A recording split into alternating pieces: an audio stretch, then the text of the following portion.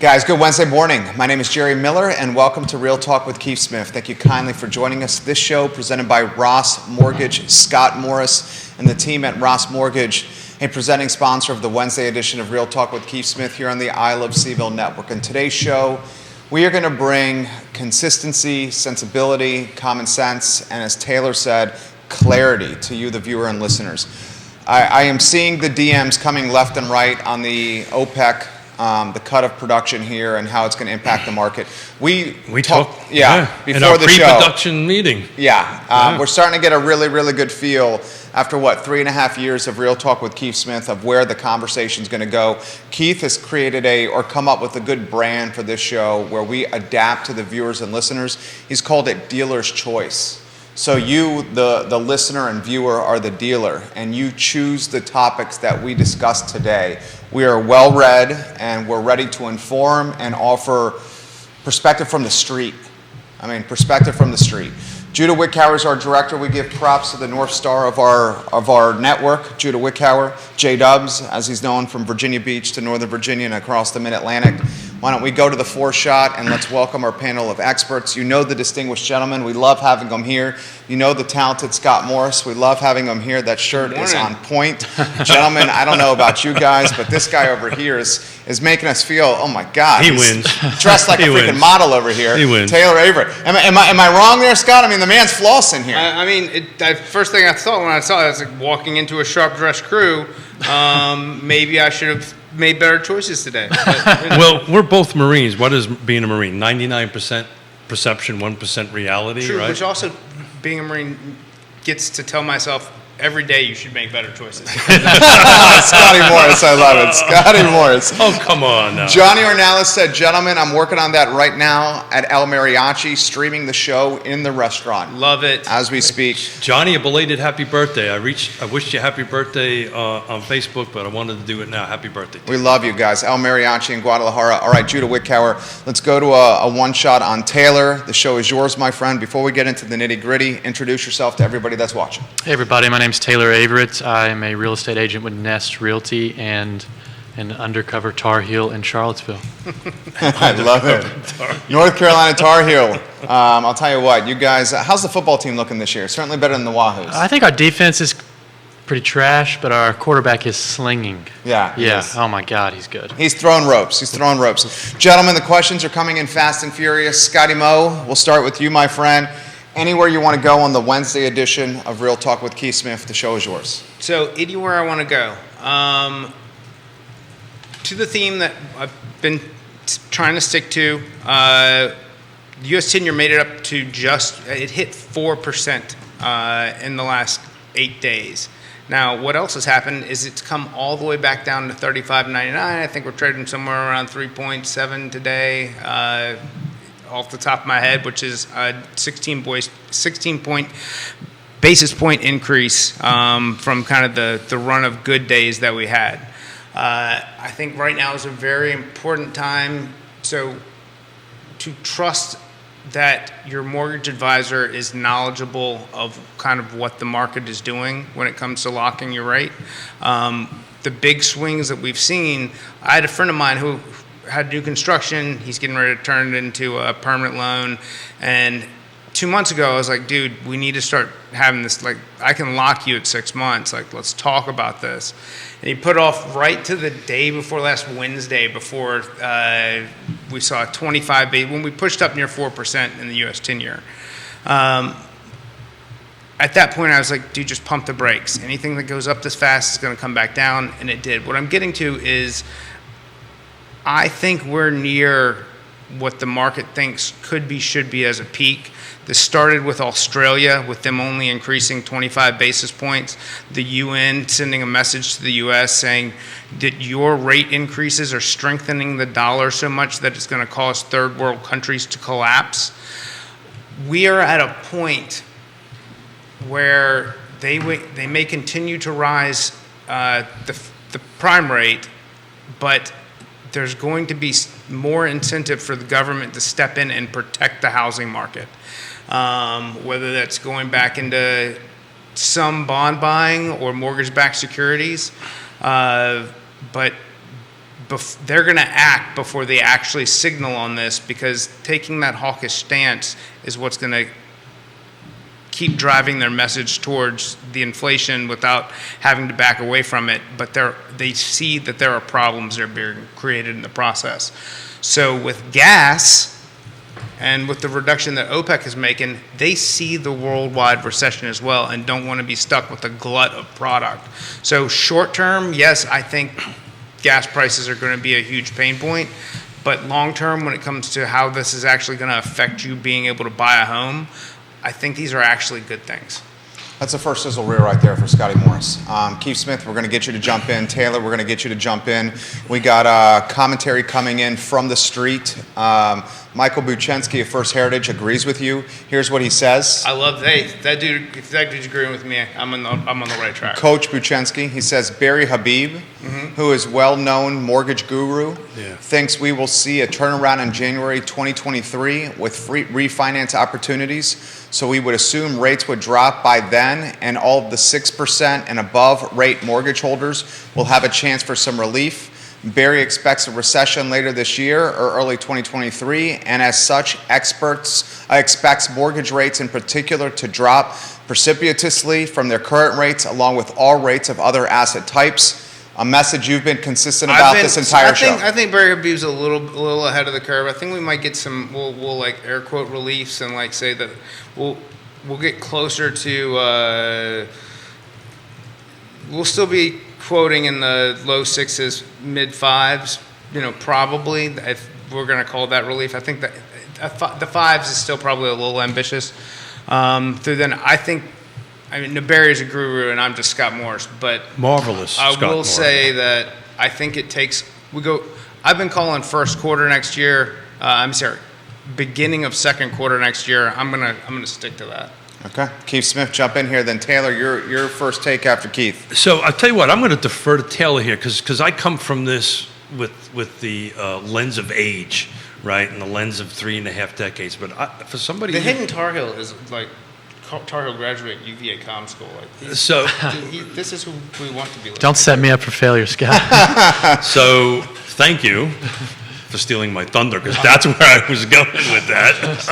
I always, for me, it's not very difficult, but my goal always is to find a room with a bunch of smart people that are smarter than me, and this is the case, and that you're way smarter than me. Me too. I thought that's what I was coming here for. Taylor, you're so good, Taylor. All righty, so let's switch to baseball. So good. That was great, Taylor. Let's switch to baseball. So seriously, your take. I mean, you've got the education on this. You've been in it for 5 years. Are you agreeing with what the marvelous mortgage Scott Morris is saying? I do agree. I think we're going to see a not dead but certainly slower second parts of the year, maybe the beginning of the first year. That's relatively a normal phenomenon for the real estate cycle in a year. So the boil down Scott's monologue, right? Recession, end of sometime. I happen to think, I always believe we've been in a recession since the beginning of this year. To me, I think we are in one, but I'm not an economist or even play one on television. But I think globally we will be in a pretty heavy recession coming next year, and I'm trying to find some historical data as I'm talking to you. But you're saying as we go deeper into the recession, the mortgage rates are going to drop, right? Correct. And historically, that's what happens, right? Historically, when you start getting into these recessions, mortgage rates to come down. I have to tell you, it raises some concerns with me, right? We've got an inventory problem to start with, struggle to start with, right? In a weird way, the higher interest rates are kind of helping the inventory a little bit, right. But not a lot. Right? I'm looking at the numbers. We are not getting a lot of inventory coming on the market on that end of it. So do you think if we start getting back to 3 and 4, is that going to put more pressure on us across the board? How is that going to impact Are we the even market? going to get back to 3 or 4? I think we are. Not 3, but I think we're going to get to the 4s. Let's see Taylor's take on this. Anywhere you want to go, and then Scott, we got some smack talk on the feed from Yancey and Higgins polishing off bottles of bourbon. I do think right now, though, that Scott might be in the capper seat of winning this bet here. That's a topic for later in the show. Taylor, the program is yours. I think we will see a small inventory problem if we get down to 3 or 4, for the simple fact that we saw one 2 years ago where if I buy a house in the last few months at 6 and 7, and I'm not going to move anyway in 4 months, but your refinance activity is going to spike back up. You tell me if I'm wrong about that. No, 100%. That's why I tell every client, let's stop talking about fancy products and this and that. Let's talk about keeping the cost small, because for all these other things, there's a price that you're going to pay in some sort of discount or origination to get there. Whereas if you're paying $20 more a month without that, and we know that you're going to refinance this loan in 24 months, you're never going to get the money that you spend back to get to whatever fancy low rate that you want to get to right now. But right now, also what I'm seeing is a significant amount of deferment activity from buyers. And so we have if we had a natural life, year where you had 5 buyers buying in the month of October, well, 3 of those buyers might say, let me take myself out of this game, and then I'm going to re-enter the game when things look more favorable for me on the buy side. On top of that, Taylor, you've got the sellers saying that. If the seller's saying that as well, they're afraid they're not going to get as much money as they would. I agree 1,000%. The flip side to that, though, is, maybe the sellers, because inventory is maybe perception is increasing a little bit. Maybe I'll sell and there's an opportunity to buy. Well, let me tell you a story about that. So a couple of weeks ago, I listed a house in the south side of town. And every time I do Fifth Street or Avon? Avon. Okay. Avon. Every time I do a market comparison before I list a house, I always wonder, should I go at the top end of this range? Should I go at the bottom of this range? There's always that uncertainty. Sure. Well, I looked at the other houses in the neighborhood selling, and frankly, they weren't. So I listed it at the top end of what I thought a safe range was. 2 days later, I had multiple offers at $25,000 over the asking price. Wow. That was 3 weeks ago during this slow period. Now, what's important to sellers right now is making sure your house is the diamond out there. If you take an extra 2 weeks clearing the weeds out of your flower beds, mulching your flower beds, if your refrigerator is rusted out, buy a new refrigerator. I mean, my client might have had a $10,000 price bump on $1,000 of mulch because that house showed so well. And so many sellers right now have been, and frankly, real estate agents have been conditioned that they can just throw anything on the market, and it's like chumming the waters. And we have to get back to a time where you're actually marketing properties and you're preparing your property to be marketed. This is the time. Give the man some props, right? That was a hell of a take right there. Yeah, that's the money. Hell of a take. Sarah Hill Buchensky says you're looking good, and it's been a while since she's seen you, since you guys started in real estate together. Yeah. Michael Buchensky's got some props. Go ahead, gentlemen. You guys want to jump in? So I just, this is exactly what we're trying to pivot to on the show. Jerry's starting, to offer some sort of dealer choice and some clarity and stuff like that. There are solutions, right? There are ways that we can help folks buy and sell, and this is when the pros show up. And you mentioned something that I've repetitively have been saying. I used to have 5 things. I've added 6 now. For those who watch or listen, they get tired of me saying this, but it's location, price, features, condition, timing, and frankly, you open the door. Who's on the other side matters, right? I mean, let's call it what it is. So when we are working with on the other side. If I'm working with Taylor on the other side, I know I got a professional. I've got Scott involved in it. I know it's a professional on it. I know Closure Title's on it. Charlottesville Settlement's on it. We got professionals on the other side, and we will work through the hiccups. Because my texts are blowing up right now. I've got a couple of deals that hiccups are happening now. They didn't happen 6 months ago. People just didn't care. Oh, right? This is a PSA to all buyers out there. If you're using a national lender, don't. Stop. You will have a problem. Well, let me ask you a question. Yeah. Listing, right? You have a seller, right, on that end of it. Going to be an honest and straightforward question on it. If you're looking at two deals, one's Scott and one's a national, what are you going to recommend to your client? I'm going to take Scott's offer. Yeah. If I can get that to a competitive level. Sure, of course. I'm going to take Scott's. Well, you know, but what is competitive level, right?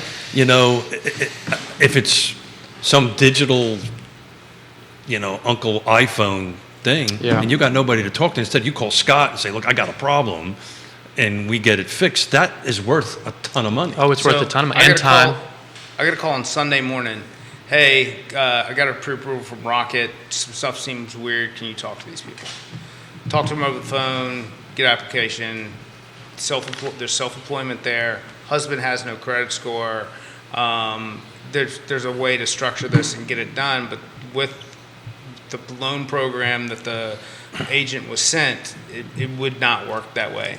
And this would be a problem in their world where there's, you know, you're talking about call center LOs, no relationship to the agents, to where if they screw it up and we don't find out 3 weeks ago, and then I'm stepping in at the last minute to step in and save, like getting those challenges addressed in the very beginning and getting them with someone local is, I think, the most important for, you know, preventing problems before they're really problems. I know it's all over your feed, it's all over my feed. I read these articles. These online companies are laying people off in droves, right? So Redfin. Excuse me? Redfin's Oh, yeah, an I'm talking example. about the loan officers, just the mortgage side of the house. These online, so Yeah, there have been some huge shutdowns, especially in non-QM, and then wholesale lenders that have a retail side dissolving their wholesale just to focus on retail. I mean, there's a lot of different movements. So to Taylor's point, is halfway through the deal, you can find I got a different loan officer because they got laid off. You can find you have a different loan officer, or you can find the underwriting department of that firm is grossly incompetent. Sure. I had a deal that closed probably 2 months late, and it was a very messy deal. My client wanted to use Rocket Mortgage, and I could not break them out of that. Decision. We get to about 2 weeks before the closing, the lender sends over a ton of conditions on the appraisal. We satisfy all those conditions. It takes us quite a bit of time because you know how hard it is to get contractors in and people to come in and inspecting. The day we satisfy the conditions, the lender, takes a month to satisfy the conditions. The lender sends another condition. I call the lender and I say, why didn't you send this to me? I asked you about this a month ago. I said, there's going to be no other conditions. We're going to miss the closing date at this point. They said, oh, there's going to be nothing else. They send a follow-up condition.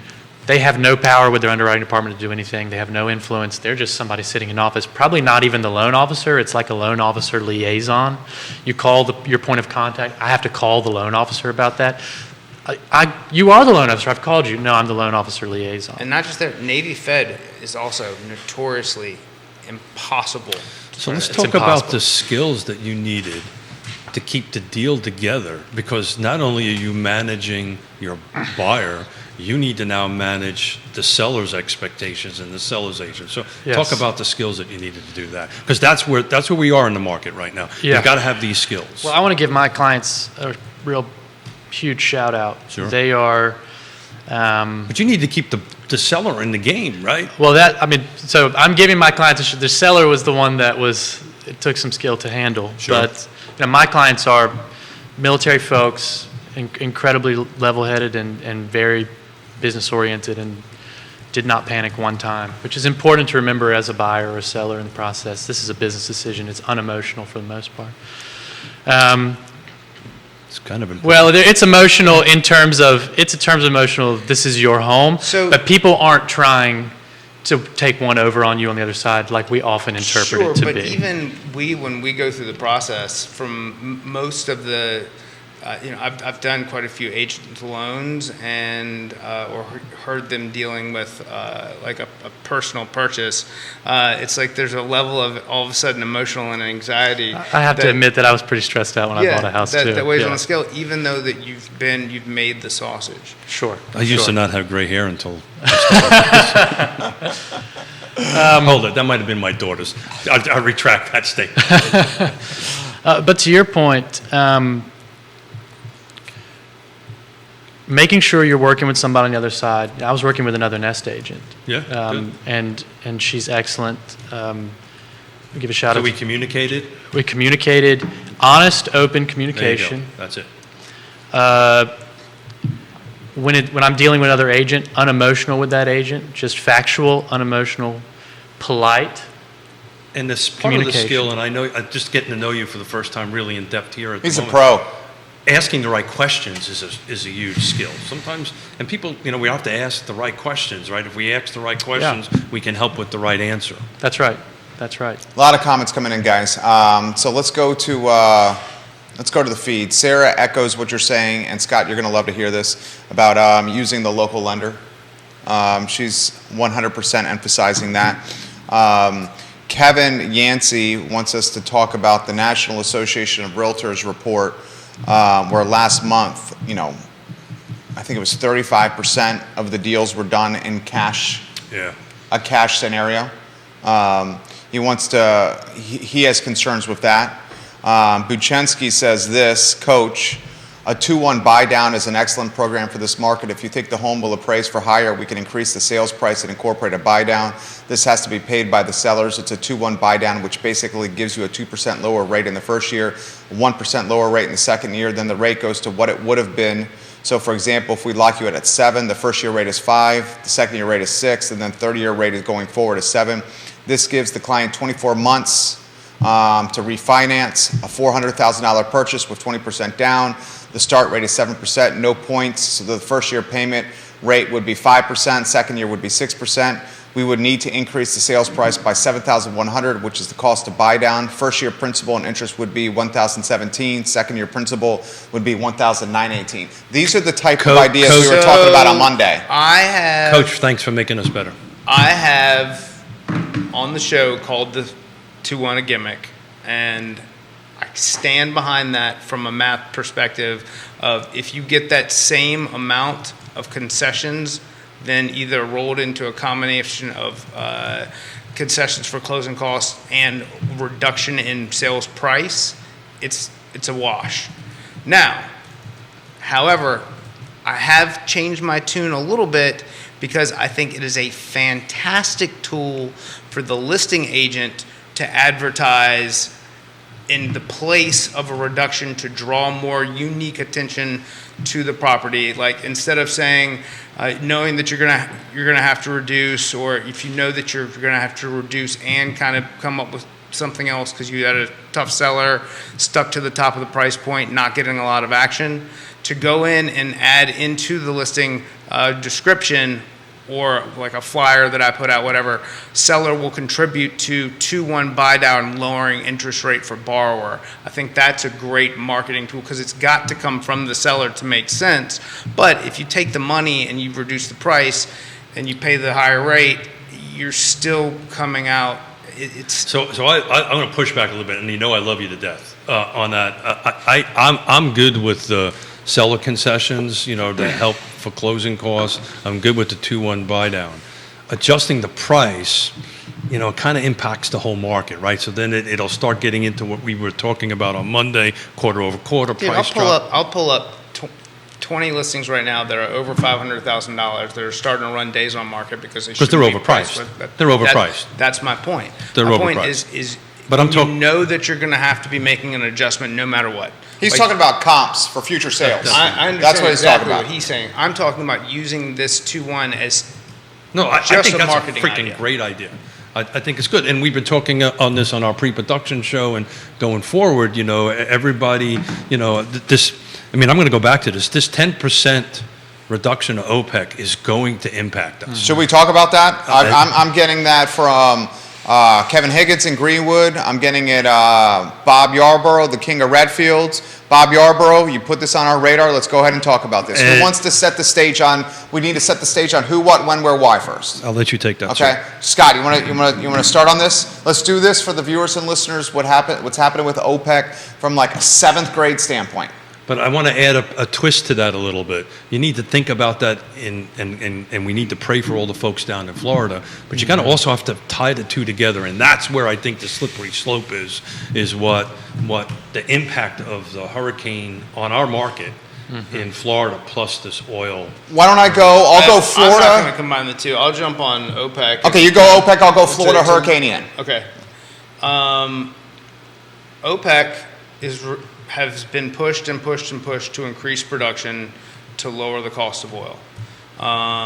Some of this has to do with the war in Russia and freeing up some other things.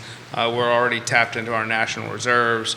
OPEC is an oil cartel that controls probably 70% of the world's oil.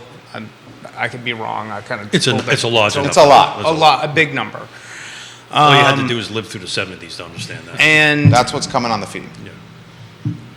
they are reducing their amount of production because they foresee a worldwide recession. Not just, inflation is not just affecting the U.S., it's affecting countries everywhere in the world. I can speak to that personally, They're running Scott. 8 to 10%. My family back home in Austria this is impacting them hugely. Now, in conjunction with that, you just had the new chick who's the prime minister of England, who made some financial decisions that 50% of the value of the sterling, the pound, was lost. Oh, you're talking about England. And then combined with the rate increases that the UK is facing for the first time. They've been in negative interest rate territory for over a decade. So as they increase that, it's actually not strengthening the euro as quickly as the US dollar is strengthening, which is affecting the value of international money since a lot of it is traded in oil. So initially, this impact from OPEC is going to push us more quickly into a recession because people will spend less on associated goods in their lives, Walmart trips, vacations, different types Local of restaurants, things. coffee shops. Local restaurants, Yeah. all of those They're going to make up things. the difference somewhere.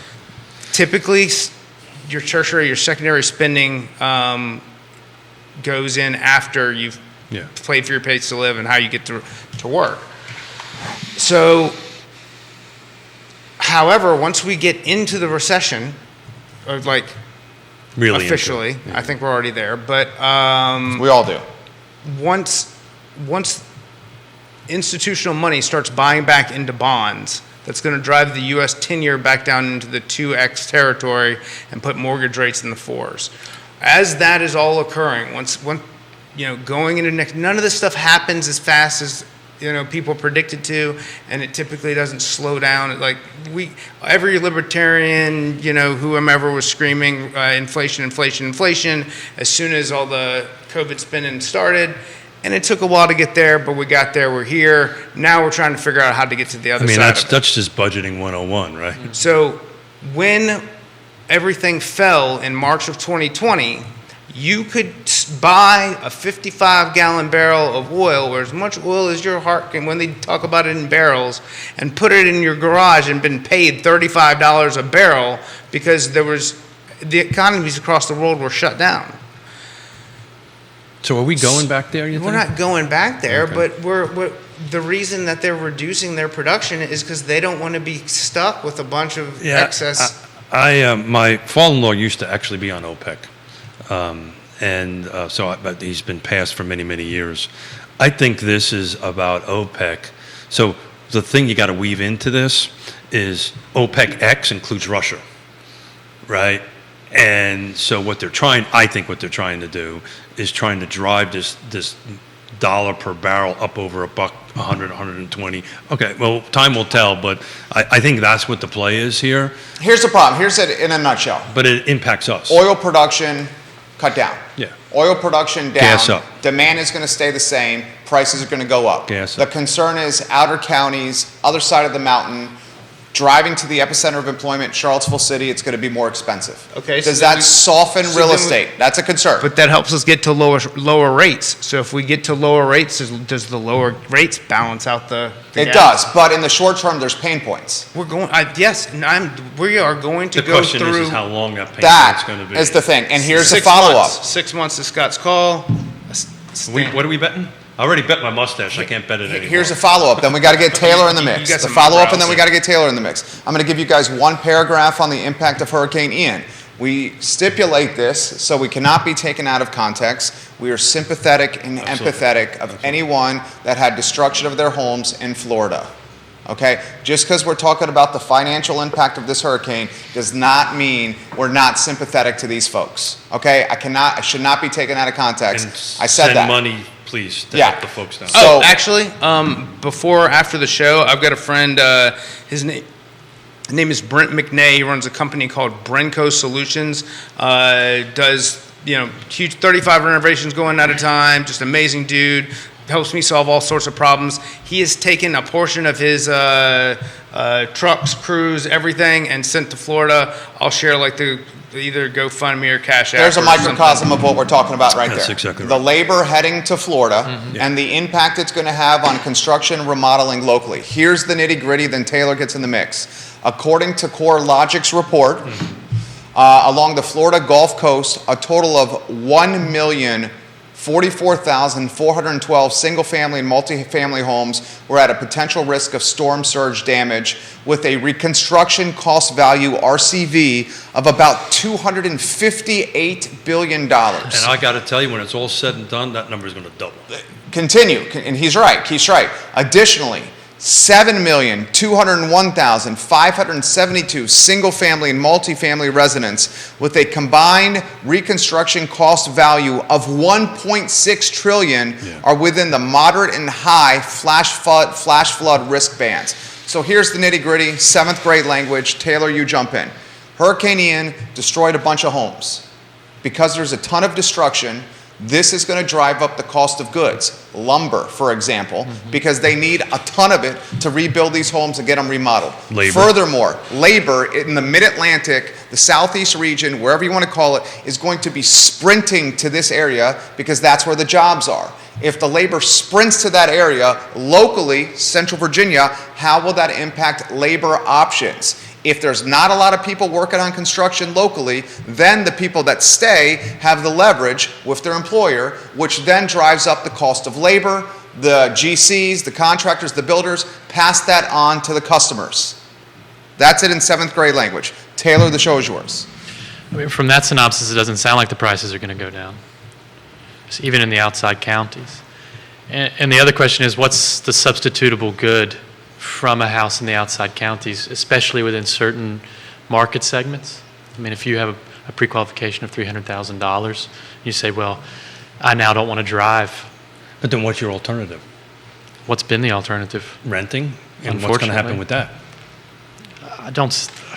Right? It's going to go up. It's going to continue to go up. I don't see any landlords looking too charitable.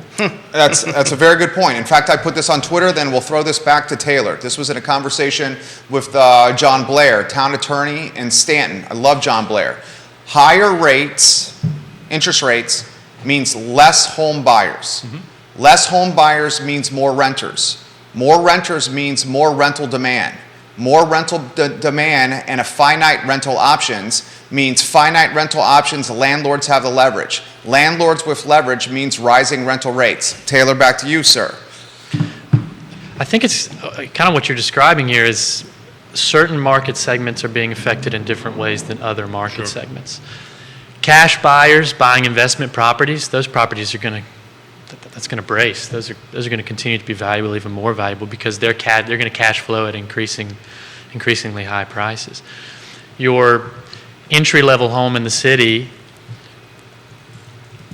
probably will continue to stay the same because of the location. I think the luxury properties in the surrounding counties, maybe I don't want to drive out there for a $600,000 house in Louisa because I want 2 acres. Maybe I'll settle for a half an acre, 20 minutes closer to town because of these gas prices. Those properties might see some softening. But I think it's those inelastic goods or those non-substitutable goods that are going to continue to see a stability of price, and you're just going to have the consumer having to be willing to have a short-run worse interest rate to purchase that on the assumption they will be able to refinance it in 24 I want to ask Kevin. Dude's a smart guy. Keith, show's yours. I want to ask Kevin a question in a minute about the other side of the mountain, because this is something I've been talking about all the time about gas prices. He's referencing Kevin Yancey, King of Waynesboro, knows the other side of the mountain inside and out. Like the Poconos Holy Yeah, Water. that's right. So I ran numbers. quarter over quarter, right? You know, Yeah. we all belong to CAR, but I do my numbers long before CAR does their numbers. Sure. So second quarter versus third quarter, city of Charlottesville, we went down $62,000 on the median sales price, quarter over quarter, right? Now, first quarter we were up, first quarter over second quarter by 90,000. We're down 38 units. A number of sales went from 100. This is single family detached, Yeah. no new construction, kind of keep it nice and simple. All right. Jerry referenced seventh grade. I like to be at a third grade level. Okay. Just because it took me about 10 years to graduate third grade, but we do that. So, but it's funny that to tie in Kevin into this, and I really want to hear his feedback. That didn't happen on the other side of the mountain. The numbers weren't huge, but you know, in Waynesboro, quarter over quarter, the value was up $2,000. In the county of Augusta, quarter over quarter, second over third, it was up 5,000. First quarter over second quarter, by the way, in Augusta County was up 30,000. So it's balancing out a little bit, right? So what do you think, Kevin? Is this extra bump in gas, because it's coming, is going to put the brakes on that? Is the extra bump in gas going to put the brakes on it? Is the extra bump in gas tailwinds for EVs even more so? 8% of vehicles are 8% of vehicles in America right now are electric vehicles. I would expect that number is going to spike with this kind of scenario. But it can't spike because you can't buy them. Believe me, I'm in the market. The Tesla is difficult to find. Some of the entry point ones are around. Bolt, something Yeah. like that. Yeah. Stuff like that is around. Yancey says nope, and he's about to give you a hot take on this in a matter of seconds. Scott Morse, we need you to get in here. Multiple folks are asking about OPEC. Obviously, that's in the news right now. And multiple folks are asking about cash, all cash buyers that you're seeing, which is in the market right now. Scotty Moe, anywhere you want to go? All cash buyers don't find their way into my world until they've purchased the house and then say, hey. Want to pull money out and buy something else? I want to get some of that money back. However, I have heard from some agents that, and this is so weird to me, that that the complaints come from multiple people in the last 2 weeks. Complaints. Agents that accepted a cash offer and then found like a page 3 niche somewhere, like where they're all of a sudden the sellers are now seeking financing. Oh, let's talk about that. So I just was stirring the pot. You guys can talk about it. Oh, great. Thanks, Scott. I know enough to hear that it's happening, and they're like, I said, well, then my solution to that, if you're that annoyed, is go let me have a conversation with your seller, and we'll make the seller state that any financed offers must cross-qualify through preferred lender. And So this is when the pros show up, right? So those who are not familiar with our VAR 600, that we can read sentence by sentence and syllable by syllable, Right. on that end of it, if you don't address that in the contract, the seller can pivot. They can say no, yeah. No, That's right. excuse me, I apologize. The buyer can pivot. Yeah, that's The right. buyer can pivot. It's from a cash deal. So, when we do cash deals, we make sure provisions are struck out of the contract, and we always make sure that there is an addendum, to the contract that freely says that this cannot convert to any other thing. Plus, we want a proof of funds part of the contract on that end of it. But Scott's 100% right. Mm-hmm. If you don't address that, and everybody agrees to it, because that's the key here, it can pivot, and then everybody's head blows up. I've done it many times. The You've done that many times? The pivot or the pivot, striking the pivot. But I never do it. So back to your comment about the pros. You have to maintain your goodwill with other agents in Sure. town. If it's happening, I'm actually putting additional explicit language in Section 31 of my contract saying that this is a cash I know, deal. this guy's good. Here's my proof of funds, but my purchaser reserves the right to decide with no penalty to the seller to obtain financing. So to go Through the to contract. go. So what's the advantage of doing that? Let's explain that. Well, if they're going to refinance, I think they save money. on the backside of refinance, not to pay 2 closing fees, especially if they're going to refinance. So anyway. on the second half of that, the reserves the right, but will close regardless? Close Okay. regardless. Yeah. The seller has no. Yeah. It's the That's same as smart. cash close to the seller. smart. There is no penalty to It the won't seller on delay the appraisals. It won't closing, delay closals. yada, yada. Generally, these are investor clients who have a lender they've worked with before, and they've got all their stuff ready to go. So it doesn't our- even close. It doesn't even add time to the closing. Our date. last 4 listing sales in the last week or so, were all cash. Last 4. Unsurprising. But I mean, that's not like he said. It's not surprising. Not surprising. Yeah. The buyer, Taylor, I sold my house up in Northern Virginia, New York. These are $400,000 or $500,000 purchases on that end of it, and they're sitting in a rental and waiting. That's what they're doing. Well, because the alternative is what? Putting in an index fund that's 20, 30% down for the year? Well, I mean, what do you always say on the show? In times of hardship, like on Wall Street, the Buy money dirt. goes to dirt, Buy dirt. and bricks and sticks? so what they'll do is they made this X amount of dollars, C amount of dollars go someplace, and the remaining balance is to buy, right? Because they're selling it for considerably, they sold for considerably more. But that's what they're doing. They're sitting tight and they're waiting, right? And they're waiting, and I said this on the show, I think on Monday, I think you're going to start seeing in 2023 and 2024 this kind of generational buyer divide, right? Well, John Blair said this about a month and a half ago. I think Blair's watching. JB, are you watching? He said the folks that locked in rates at 4.5 or under versus the folks that locked in rates, say, what? Call it 5 and 6, 5%, yeah. 5.5 or above. Like the 4.5 or under, what's the motivation for those folks to sell? And the savings that they're getting monthly, the savings they're getting monthly in that 4.5 versus the person next door of them that has 6+. This is where he's going to chime in with the divorce and the kids and the jobs and moving. I'm gonna say I am. Those people will face life decisions, but the other thing is, it depends on your price point. Like if you're in the Million plus. I know 600 and above. We're starting to see we're starting to see it stick that 500 and Yeah. up. Yeah. If you're 500 and up and you're in the lower rate, you probably aren't going anywhere.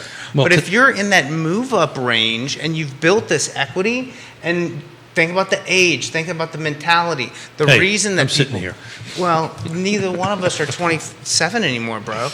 And Well, Taylor. Actually, I turned 31 on Monday. Okay, See? sorry. Yeah. Well, So- belated happy birthday He's the to you. spring chicken here. Happy birthday, And Taylor. I officially hate you. Do we have a- I hate myself for that. It hurts. It hurts.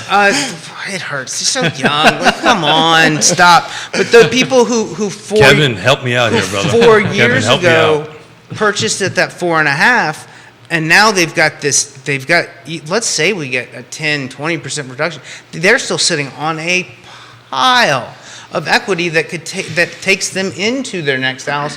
They are more willing to say, all right, I'll deal with it. If you're so confident that you think rates are going to come down and I can take this, go out, buy what I want, and that move up that's the sweet spot, bro. So Taylor was spot on, right? NAR, National Association of Realtors, for decades it was people moved every 5 to 7 years. It is now 8 to 10 years. So the folks that have bought houses, and you've been in the business for 5 years, these people weren't moving anyway. I mean, there's life changes. People move. People pick us up and say, hey, I need some help. This is what we want to do. This is what we're here to do to help.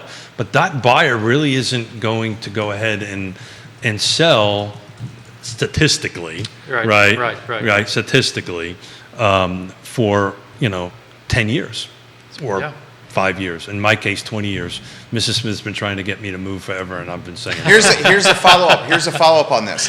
If you're locking in a rate at obscene levels, we're talking in the 2s, the 3s, even the low 4s. All right, I'm glad that's what we're calling obscene. Okay.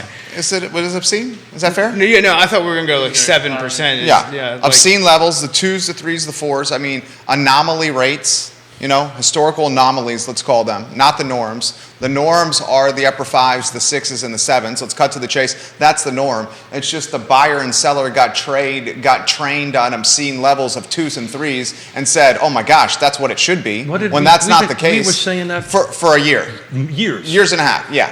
So how is that going to impact the inventory when the dudes and the gals have, like Kevin Yancey just said, we purchased in 2017, we have a 2.75% rate. We're getting unsolicited cash offers of double what we paid for Sure. and still not selling.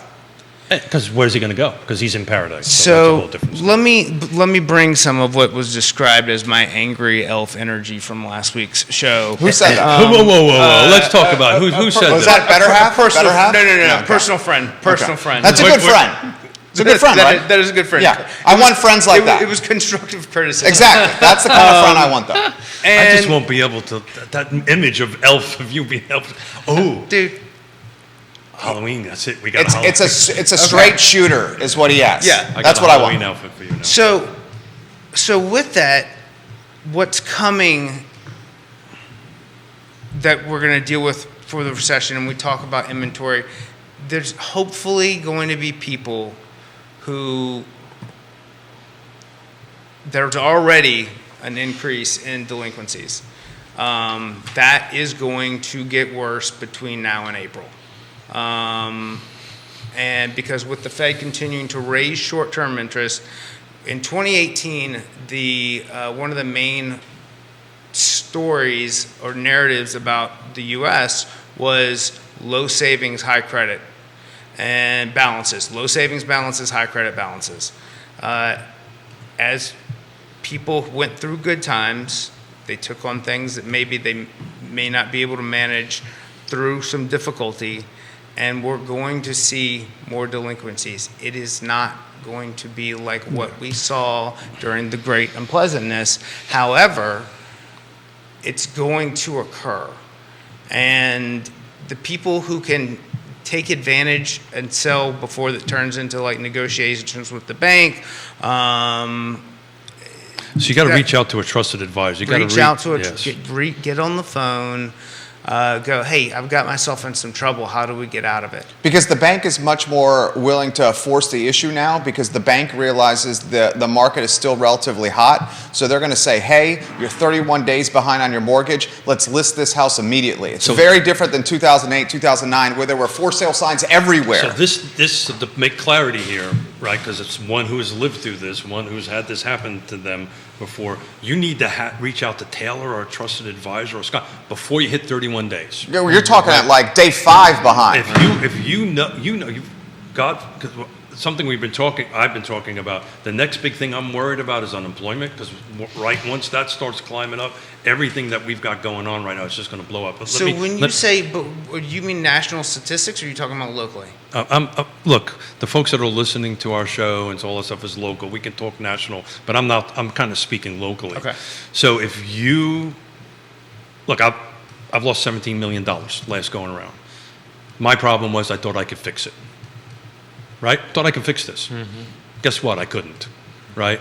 So, if there's an issue going on in your life and, you see the handwriting on the wall, don't go to 31 days, because once that happens, you lose control of it. Mm-hmm. If you're at a couple of weeks in, you pick up the phone, you call Taylor, you call whoever and say, or Scott, and say, look, do I have a refi option? No.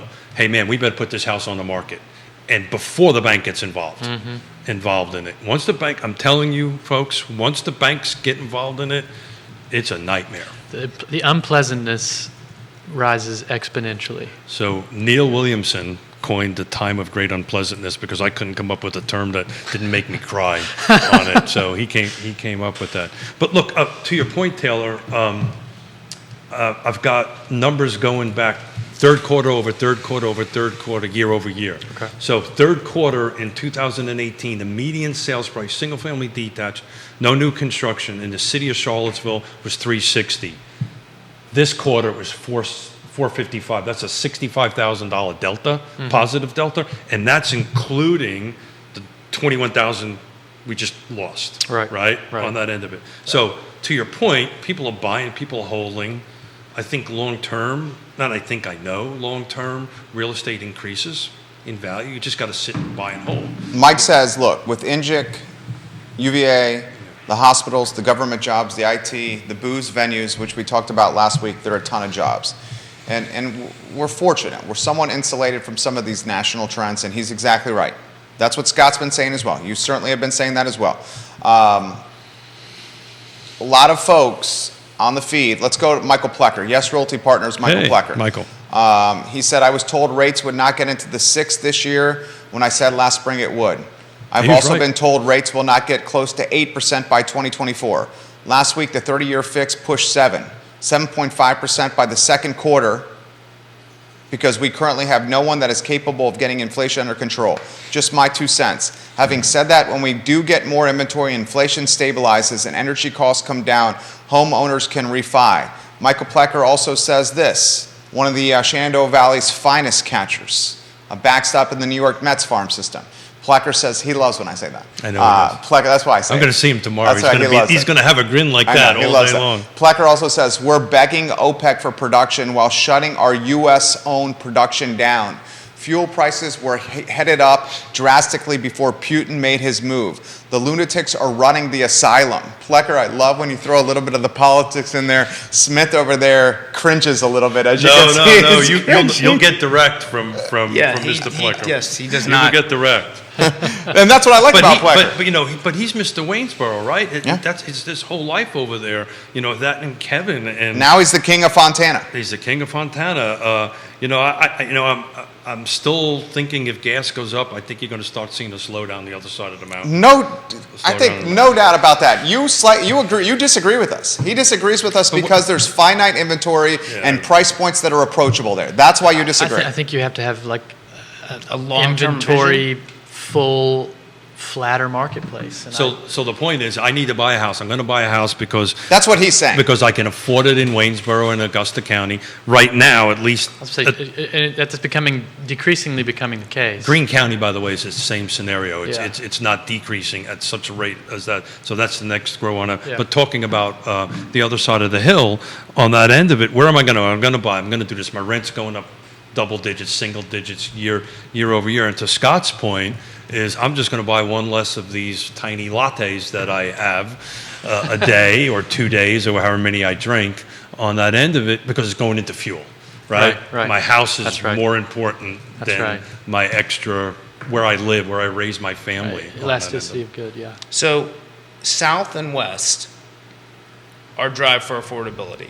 A little bit of Louisa, but north and east, we've got higher price point areas. We've got Spring Creek, as you had Short Pump, and versus Waynesboro, Buckingham.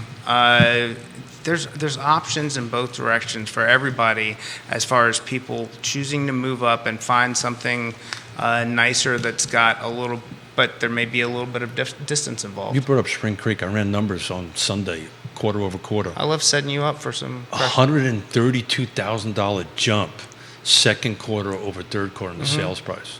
$132,000. Now, is that that resale is not new construction? No, so this is single family detached, no new construction. Okay, all right. So what I'm trying to do is take a look at micro locations, and Yeah. I'm picking subdivisions. I just happened to pick Spring Creek on the end of it, and when I ran these numbers, I had to do it 3 times because I was like, nah, that can't be right. Right. But so I think we talked about it on Monday. I think that's this cash buyer, right? That sold something somewhere else, waiting for it. It's a golf course community, yada yada yada. Proximate right? to Richmond. It's close to Richmond. Yeah. UVA's opened up a medical center there. Martha Jefferson's got one there. I know the best Mexican restaurant in the country. El Mariachi. El Mariachi. The country. Very good. Johnny O getting some props right here. Steven, I know you got to, Johnny O, you got to get the brother in it.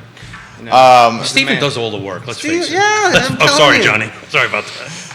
Yancey says this, to Taylor's point, there's 10 times possible availability here Yeah. than in Charlottesville and Albemarle County. And that's to where the Taylor's builders are point. going. And that's where the builders are going. That's exactly right. So that's the counter narrative to us and the rising fuel prices and softening price points over there. So I think Taylor's right. People are going to buy, right? People are going to move there. The struggle is bringing the trusted advisors together. So I just found the infographic I was been looking for in the beginning of the show, and this is, what happens in recessions to mortgage rates. So 2020 we lost 1 point. This is over the peak. 2008 we lost 1.3% down. 2001 was negative 0.3. 91, which I think this recession is going to be more like, was 2.2%. 2.25% below the cap. So if we're hitting 8%, 2.2 puts us around 5.5%, 5.75. So typically, 81 was five points down. it's not on, I don't think it's on directly with what you're looking at there, but typically, the Fed starts to resume QE 9 months after It the happened. initial recession begins. And I'm calling the recession the initial 2 full quarters of loss of GDP. Was what, Q3 this year? Yeah. So let's stretch it out to the end of that, kind of to where we are now.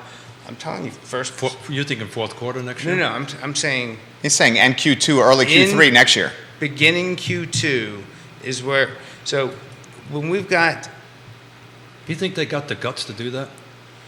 I think they might have no choice. They don't have, they're already doing, they already were less than honest about, they're still purchasing mortgage-backed securities. They're not unloading them. And part of that has to do with China's influence in escaping the bond market. But as we go into this global recession, institutional money moves into bonds and drives yields down. Even though the Fed is going to continue to make its hikes, they have a role to play in trying to create the soft landing that they're prospecting My for. sister-in-law, who lives in Vienna, Austria, her electric bill is double of mine. She's in a tiny little apartment. I'm in a 3,600 square foot home. They are making literally daily decisions on what kind of food they should buy and what they should not. This is usually impacting them in Europe. All right, let's get Taylor's takes on these topics then. What areas and price points maintain values, persevere, and or potentially increase? What areas and price points could potentially soften or not persevere so much through what we have ahead? Well, just off the back of the napkin, probably under $500,000 in the city or just in the surrounding areas of the city. You'll probably see some surrounding counties under a certain price cap, under $400,000, probably in surrounding counties, will brace. I think that people will start to, my number one, everybody makes a trade-off. And my number one comment to my first-time home buyers is, especially as we're walking around a house and they're naming off what they don't want, and I know, or what they do want, and I know that's not a possibility for them within their budgetary constraints, is make a list of everything that you want, and then you need to rank order those items and understand what's most and least important to you, so you will know, as you're looking at properties, what you're willing to cut and what you have to have. And I think what we're going to see is some of the rank order as people's money becomes less valuable and as these rates go up. You're going to see some of these rank orders shift, and a lot of the people that are put in a choice of continuing to rent, and then previously they had a choice between 20 minutes farther for $500,000 with an acre of land, or 20 minutes closer for $500,000 with a tenth of an acre of land. People who value the land are going to not continue to value that land, and we'll start to see the shift in what's desirable within a buyer change. But I think it's that entry-level price point, maybe some jobs that are not going to be affected, doctors, you'll see like Ednam and places like that. But they're entry point, but they're not really entry. They're not entry point anymore. I mean, that's a whole separate discussion about. My son-in-law is a doctor, and they're moving back to Virginia, so I understand. This is a whole separate discussion about general affordability and are some of these problems that we're talking. They've already been problems. I mean, when I was on the show last time, we talked about the essentially living purgatory that some people that worked in service jobs in the area were in, and I don't care if the prices go up or go down $50,000 either side. They're never going to be in the never going to capacity qualify to build the savings for a down payment without creating a side hustle or an additional stream of income, because of the rent burns their income before they can create the savings to get. But this is a point that Keith has been hammering home today, and I just want to reiterate about finding a trusted advisor. And not all houses are built equally, even within the same neighborhood. And I think you're looking at some of these numbers with the city of Charlottesville going, what do you say, down 30% to $30,000. Yeah, in the average I purchase have to price? pull up the slide. That's obviously not every house. Sure. I mean, I'm seeing houses that are still being bought for over the asking price, and then we're also seeing more houses having price corrections down. They're listed higher. So I've coined the term hyper-local market, and one side of the street makes it different from the Yeah. other side of the street. And it's important to have somebody on your team that knows that the right side of the street is the one that's going to sell with 15 offers when the market is softer, and the left side of the street is the one that you're going to overpay for when the market is hot just because you want to have a house. So I think that's called doing our job. Doing our job. That's right. Great take right there. Yeah. What do you think? I'm digesting some of this stuff. I'm also thinking at 1 o'clock I got to give, this reason I'm in my suit, a presentation to the Albemarle County Board of Supervisors on the land trust and some of the great work that we're doing. Yeah. But I was in a meeting, Regional Housing Partnership meeting, and the folks from PHA quoted, in order to afford the average Charlottesville and urban ring rental unit, you've got to be making $20 an hour. That's the floor. $20 an hour. Yeah. I haven't worked for anybody my whole life, right? I've always worked for myself, but $20 an hour is I think a substantial amount of It's money. pretty I don't know how many substantial. folks are. It's 40K. Yeah. Yeah, but the difference of 18, 16, you can't find anything. You can't rent anything. So you've got to be making that kind of money in order to afford a rental. We went through an entire process in placing one of my loan assistants because they wanted her to have 3 times the income of the rental. That's right. And I'm like, I can almost get her if the pricing acceleration had it, I could have gotten her in a house in 2019. On what she's being paid today more easily than I could have gotten her into this rental. We ended up finding a solution, but it's Well, to add to that, most landlords are requiring 3 months now, right? First, second, First, last security. Exactly right. Yeah. So How are you you're at- supposed to save that much money with 40%? And First, then- last security is the 20% down payment on a home. That's then you're basically at 3.5% there to make a down payment. Yeah. And I hate. At 200-ish Right, thousand dollars. right. And I hate to say this, but I mean, it's fact, and we got to be straight shooters here. And you made this comment on Monday. The rents aren't going down. No. The rents are not going down. They're going up. So you just got this, like, unfortunate divide that's happening here. And we haven't even highlighted, we talked about this on Monday, Charlottesville City Council and the Albemarle County Board of Supervisors are raising the real estate tax rate. We have a viewer. That Next year, they're raising it in Q1, Q2 of next year.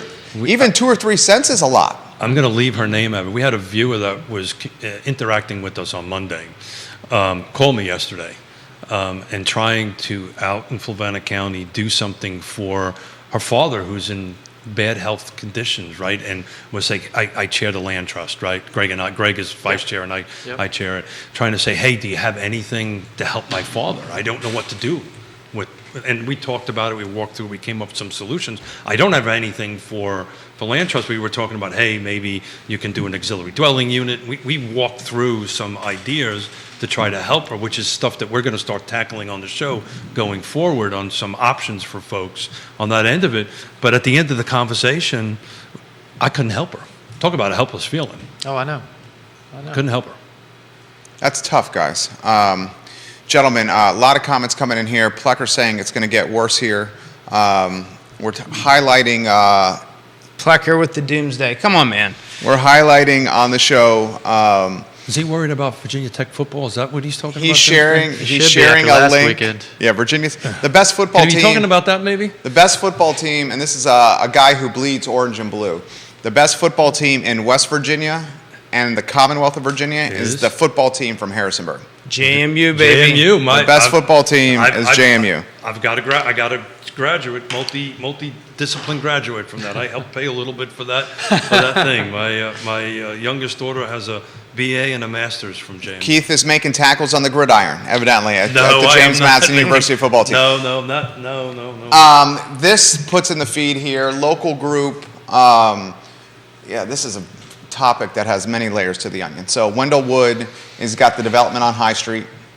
245 units, apartments, none of them affordable housing. It's all by right, by the way. It's all by right. Yeah. Now a local group, and Plecker's putting this on the feed, one of the Shenandoah Valley's finest backstops, a catcher in the New York Mets farm system. A local group right in the High Street area, homeowners, are now galvanizing, trying to challenge the by right development that Wendell Wood's doing, the developer. 45 units, and they're trying to utilize the floodplain as leverage for their challenge. And it's very interesting because everyone is a YIMBY unless it happens in their backyard, and then folks quickly become a NIMBY. Yeah, right. And an additional 245 units is going to help this ecosystem because it adds more rentals. Even if it's not affordable rentals, it creates options which open up options at every different price point. We all know this. This is supply and demand. Econ 101 here. So what do you make of the fight against what he's trying to do? Why don't you start with this on High Street and the floodplain? I've got a cramp in my hammy going on right now, so somebody else needs to start. So, I mean, That's a problem with say- bicycling too early in I the say morning. good luck. Wendell Wood's the largest landowner outside of Westminster, Canterbury. Dr. Hurt would be second. Wendell Wood is the largest landowner in Albemarle County. Dr. Hurt, maybe not so much anymore. He's United Land Company, Dr. Hurt. Wendell Wood is, Wendell Wood is United Land Company. Dr. Hurt is Virginia Land That's Company. exactly right. Dr. Hurt, his holdings have diminished They of have, late. they have. Wendell's have not. Well, He's an my influential cramp is man. over. I can take a deep dive into that. I think I think we're dealing with somebody who, Knows how to play the game. and is local, and is local. Keep that in mind. And has been doing it for decades. Think what you want about him. It's not. I don't see a bad thing here. I get that. Not in my backyard exists, but at the same time, prosperity for the area should as well. You mind, Taylor, if I dive in on this? Please, please. So, there may be some folks upset about it, but the reality of it's by right. The term by right has a very specific meaning to it. It may slow things down a little bit, whatever this group is trying to do. It's not going to stop it. Short of Mr. Woodward not wanting to do it any longer, right? It's unlike the project that he was doing downtown here, right? That there was a zoning requirement, there was permission required. So people understand by right, this does not get in front of city council. This does not get in front of, it'll get in front of the planning commission, but it's a consent agenda. It goes through the boxes that have to be checked in the site plan approval process. And as far as floodplain goes, I know Mr. Woodward very well enough to know he wouldn't be moving it forward if that was an issue. Wendell Wood. Excuse me. Yeah.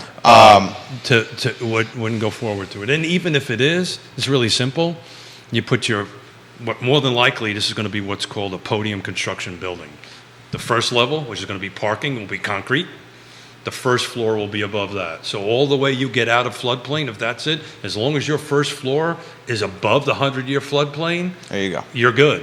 FEMA checks the box, and you rock and roll. Your car may get flooded in the parking area, but that'll drain out. Everybody will be happy as far as in the building, and they move. Nobody Nobody with a flooded car is going to be happy, but yes. They'll at least still have a place to live, right, on that stuff. But so it's going to happen. It will happen on that end of it. And maybe the only impact, and I haven't dug deep into it, and Jerry, you probably know this, is that in an ARB corridor? I don't know that. Yeah. I don't know So that might be the only. That's a good question for Shawnee Tubbs. Yeah, that's the only. If it's in the BA, the architectural review corridor, and it probably is, that just talks about color assigning and yada yada. It's not going to stop it. It will get built. Sean Tubbs has done fantastic reporting on this. In fact, I think he's the only one in the area that's reporting on this right now, outside of the analysis we're given here on the show. A lot of folks are nervous about the floodplain. Bill says the ecological disaster potential. when it comes down to it, what they're really nervous about is quality of life. When it comes to traffic along High Street, the additional vehicles, they're talking 1,400 roughly additional cars per day on High Street, and High Street's no easy task right now. I stay away from that High Street. No easy. now. That's a path I take to get here from the Keswick area. And the problem is people thought the city owned that land. I ride my bike along the river. People would sunbathe over there. They just assumed it was part of the city. I mean, if you think about it, those apartments, if he does it the right way, are going to have like a river view from the apartments. right across the street Yeah. in Albemarle County is another apartment complex in the back of Right. Pantops. They're just going to be looking at each They other. could be potentially walking or a short little stroll to the downtown mall. I mean, it's The one that sits up there by Giant. Right behind it's you. genius. Yeah. No, it will I mean, get, the man is a genius. it will get built. Certainly knows how to play the game. It'll get built. A lot of people frustrated about this. Gentlemen, 11:30 here. We want to offer some more clarity here with some final thoughts. Taylor should come back. Oh yeah, please. Recurring guest. Happy to. Very happy to. Yeah, he's fantastic. Taylor, some thoughts for the viewers Taylor, and we listeners. just need to let them. They should dress up a little bit more, right? I think maybe they should. I think you look fine. I'm just a dumb redneck. No, I Just knew you were going to teasing. say I'm that. teasing I knew you you. were I going to love say it. that. You look sharp, Scott. I was just thinking, were you working for us in 04? Where were you in 04? No, no. I would Yeah. have been, I think in. You were in the Corps at the time, weren't you? No, definitely in the Guard. I think it was back from Cuba and. Maybe hanging out at Orbit. Definitely hanging out with Orbit. Big shout out, James. James Watson. James Watson. What up? The brother-in-law of the distinguished gentleman over here. If I grow up and become half the human he is, I'll be doing something. James Watson, you're getting some props over Fantastic here. people. I did want but Basinski wanted me to make sure that you look like a distinguished Ron Burgundy. Ron Burgundy. Do you know who that is? Good. Yeah, I know who Rod Burgundy is, right? And I'm trying to figure out how I can play that. Actually, one of my favorite movies. I enjoy it. I enjoy that. That's what the reason that we don't have a teleprompter for you is because you would read anything on the. Well, no, you assume I can read, so that's all right, that's all the right. difference there. We got to get Taylor in the mix here, Yeah. Final thoughts? please. Don't panic. There's not a need for panic. I think everybody associates the most recent inputs they have. If this were 2018, yes, the interest rates are higher, but right now the market's kind of reflecting the way it was back then. Other than that, make sure that you're working with somebody who can help you make the right business decision and quality of life decision, and can help you figure out which one of those two is most important at your position right now. There you go. Well said, Taylor. Taylor's excellent. Scotty Moe. Gonna ring the same bell, and something that I've been referring to over and over again. If you are a professional out there right now and you are struggling, then you're not seeing enough people. Go see more people. Go do your job. There is the same actions that people took. Deaths, divorce, babies, job changes, those things are going to continue to happen. And a lot of the people who, if they've been in for 4 or 5 years and looking to move up, that's where your most opportunity is. That's where they've seen the most amount of appreciation. They're in a good place. And if you know somebody who's starting to complain or say that they're facing some struggles, get them involved with someone while we can still help save the struggle. Burying your head in the sand is not a solution. And nothing is ever as good as it seems, and nothing is ever as bad as it seems. Just if you focus on your business, your personal growth, you're going to get through this and anything else just fine. Well said, Scott. Don't Very be well a, said. Don't be a secret agent. It's funny. We're going to get stickers for everybody in our team in our office for the back of their laptops. Ask me about the real estate market. I'm going to slap it on there and get out and have a cup of coffee and talk to people. That's how we're going to do this. Trusted advisor. I've been saying it all along. I've been saying it for years. Always use a trusted advisor on that end of it. So Taylor, thank you. As Scott said, you're always welcome back, and we'll go ahead and work you in any way we can into a show on the end of it. something for the folks that are watching and listening. You know, Jerry and I are going to be kind of moving the show in a little bit of a different direction on it. We kind of want feedback from folks that are listening and watching. Give me some specific examples about, I'm a seller, I need a little bit of help. And we'll kind of pick it apart, give some advice. Same thing on the buyer side. I'm a buyer. Sure. You know, tell me about this, and we're going to try to take some deep dives into specific situations that offer a little bit of help and to folks going forward. But thank you, gentlemen. This has been a fun show, man. Absolutely. I personally, in the near future, November, December, I'm going to start doing some very focused VA education classes for realtors. Personal, I want, you know, let's get together, lunch, the whole thing. Don't care what brokerage you're with, where you come from, who you are. You want to sit down, learn about producing a great offer with the product and how it benefits the veterans themselves. Talk about that, and I'm also going to be doing some returning to in-person first. So this is a VA product? Did you say veterans? Veterans. Yeah, cool. That's going to be strictly agent focused. Cool. And then some home buyer seminars with some builders. That'll be in Culpeper, but I'd like to be focused on Charlottesville and kind of like a first-time home buyer in-person thing. Well, as veterans, thank you. Thank you. Katie Pearl, Keller Williams Finest, says, Scott, that was fantastic life advice that you just closed with, and I concur, Katie. Love when you watch the show, KP. That's the show. This is Real Talk with Keith Smith. You can find all the shows archived online at realtalkwithkeithsmith.com. I'll give it to you again, realtalkwithkeithsmith.com.